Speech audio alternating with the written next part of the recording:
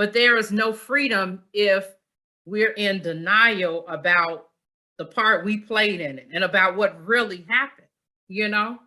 Because sometimes, like facing, a lot of times, rather, not just sometimes, but a lot of times when we have to face the truth, then of course those feelings that's attached to that truth is going to come up, that grief. And then, you know, naturally you're going to want to try to start suppressing it, but that's not going to help us to be able to heal. You know what I'm saying? Mm-hmm. So I think it's very important. So if you had to, somebody said, Andrea, what is your definition of a toxic relationship? What would you tell them? Someone who doesn't treat you with respect and dignity, doesn't lie to you, doesn't is honest. Yes. Yes. A person that's honest, like you said. And you know what? It was one thing you had mentioned a little bit earlier, as far as saying about the relationship starting off with lies. And you know that it's going to go bad then, because like when you think about it, whatever foundation we have, you know, and make me think about the old hymn, on Christ the solid rock I stand, all other ground is sinking sand. So if our foundation is lies, the relationship, you know what I'm saying? That foundation to start off on a lie, you only can just imagine where you're going to end up at, right? Mm-hmm. Yes, you can only imagine if he's starting off already with the whole slew of lies. And then a lot of times with the women, because of us being so emotional, you know, you, even when you're like having the knowledge, going back to that denial of like, this person is lying to me, but you get so caught up and emotional and become attached to this person because of how they initially made you feel, like you said, during that honeymoon / love bombing phase. But then the thought of like taking that in and like, okay, this person has made a fool out of me. So how do I get out of it? Your first thought is like trying to go ahead and stick in it and stay in it, even though it was built upon lies, because of the fact that you don't want to seem like you were a fool for staying, you know what I'm saying?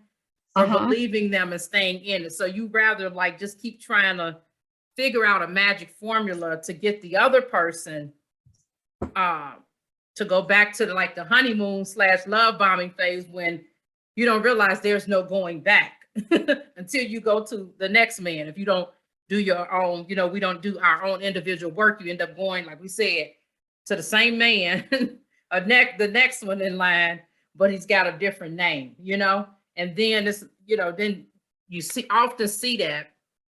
And sometimes it's hard to tell another woman when they try to, you know, why am I constantly in relationships with men who are toxic, and not realizing like the key component is doing the work on yourself.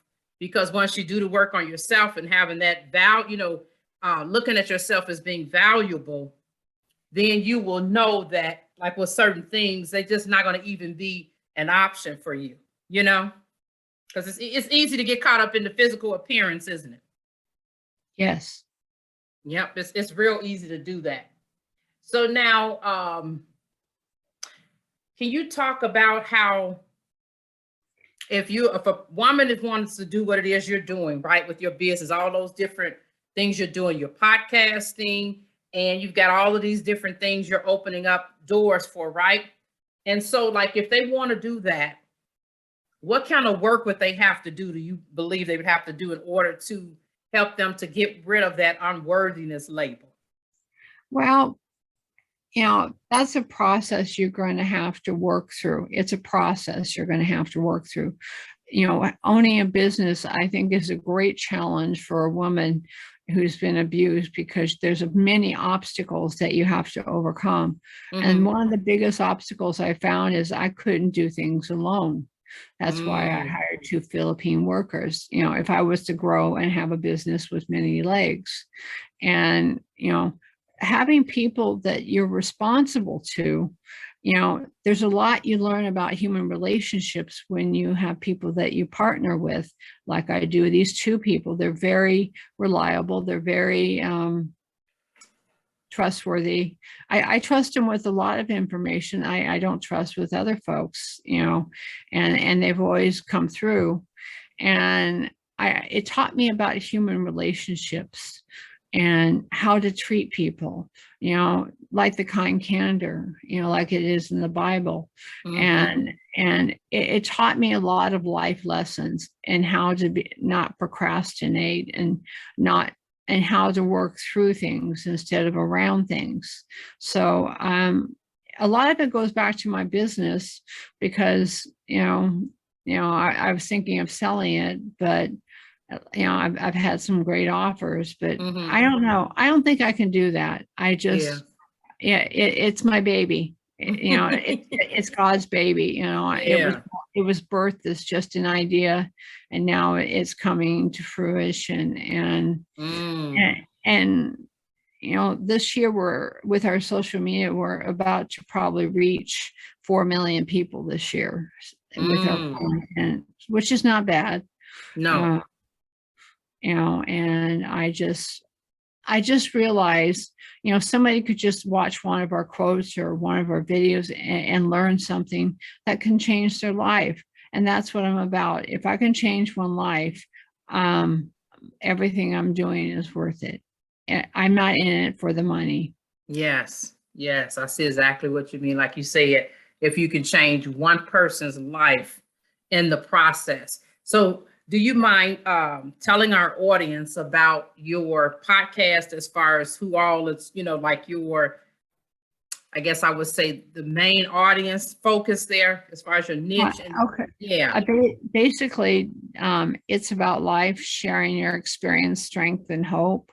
Okay. Is about bringing on entrepreneurs and professionals to tell their life story from the time they were a child to Mm. their age, and about things they've overcome, challenges they faced, whether it be with family members or not. And I've had a lot of people open up to things that you would never believe they would open up to, and they've done that. And I've had feedback on my podcast that it's Mhm. very healing environment. And I have a very simple, unscripted podcast because I find people, once they get started, I can interject a question or hear the audience wants to listen to the guest. They don't want to listen to me go on and on and, Mhm. and tell their story. And I think people can learn from that. It's done as a thing to enhance people's lives and to realize that people can go through challenges, even all sorts of challenges, or overcome things and come out the other side of a tunnel, or climb a mountain and come down the other side of the mountain safely. That is true. And so that's basically it. It's a very simple format, Mhm. but like I says, it's about life, people sharing their life Right. and sharing their experience, strength, and Mhm. hope. That Amen. says it all. Oh, I love it. I love it. Love it, love it, love it. And where could people find you if they want to like be a part of your Uh, podcast? We're on Audible. We're on all the platforms. The Okay, for video podcasting. Okay. So all they podcast. would have to do is just look up the podcast name. Right, that's it. Okay. Gotcha. Gotcha. Gotcha. All righty. I got some rapid fire questions for you before we finish up. What is your favorite kitchen gadget? Um, a good can opener. You're the second person that said that. About a can opener. Yeah. What about name 5 songs on your playlist? Um, I don't remember 5 songs, but the 5 songs I would have them from is Matthew West. He's a Christian artist who Yes. talks about light. And I would say all his songs have meaning to me. But Mm-hmm. there's one particular song that sticks out. It talks about not giving up and Mm. not tapping out. And so um, that's as far as I'm concerned. Um, as far as I'm concerned, that's the main song I love listening Yes. to. Wow. Do you like his song? You've probably heard it. I'm trying to think, was it called I'm Broken? I might have heard it, but I don't Mhm. necessarily recognize the name. Okay. I think that's the name of it. I know that's part of the chorus, but I don't know if that's the name of the song. It's either I'm Broken or Broken, but it's really nice. About it's basically about us walking around, people asking us how we're doing. We're really not okay, and we're saying, I'm fine. Yes, I'm fine. That's part of the chorus, I'm fine. Yes, I'm fine. Yes, I'm fine. And then he said, but that I'm not, I'm broken. That's really the truth of it. We're telling people I'm fine. How you doing? I'm fine, I'm great. But we're really not great a lot of times. That to me, that's just a facade for something in the background. It reminds me of the old Western towns. They put facades on all the businesses, and they didn't, what you got inside wasn't necessarily on what you saw on the outside. Right, exactly. That's exactly what I'm talking about. Exactly what I'm talking about. Oh my word. What about 3 books you feel like you can't live without rather? Think and Grow Rich, the Bible, and Principles of Success by Napoleon Hill. 2 of those books are by Napoleon Hill. Oh wow, Napoleon Hill. I have to look those up. Oh my word. So now I actually have some other books. Emmett Fox is another author of mine, and he's the father of 12-step programs. The AA program is based on that. One of the things I like to do is I like to go back to the origins of modern day thought, and a lot of thought of what comes today through self-help, all that comes back from the 30s. There was a point of spiritualism during that time. And a lot of things were born during that time. That included AA, and a lot of step groups have sprouted from that. Wow. That is really awesome though. Like you said, as far as all of these other things sprouting from one thing, you'd be surprised. We talked about that foundation being important. What do you think those the answers to those 3 questions, your kitchen gadget, the songs, and the books, what does that say about Andrea Stevenson? I like to learn. I like to learn from other people. I love history because I find history repeats itself in business and everything else like that. The kitchen gadget says you never, if a can has no label, you don't know what you're opening up. And as far as that's concerned, and if you do have the label, you do know what you're opening up, but you never know what's inside the can. And there you go. You hope what's on the outside is what's on the inside. That's the same thing for humans. You want to know what's on the outside. It's the same thing that shows on things. I have a saying.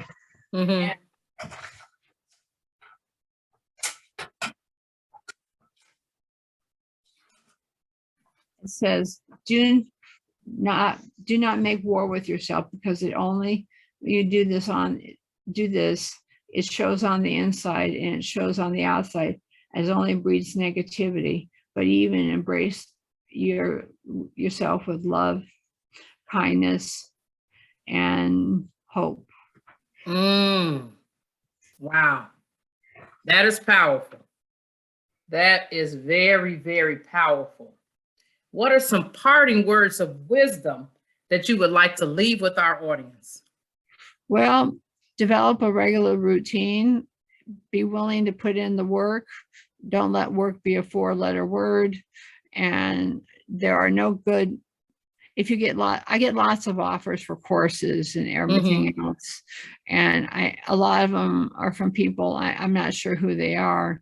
Okay. But one thing I learned from a person called Gary V, he has colorful language, but one of the things is you give away all your best content and they will come back to you because they've gotten a good value good value is important. Good value in your spiritual life, good value in your physical life, good value in your emotional life, and good value, because what you give out comes back to you.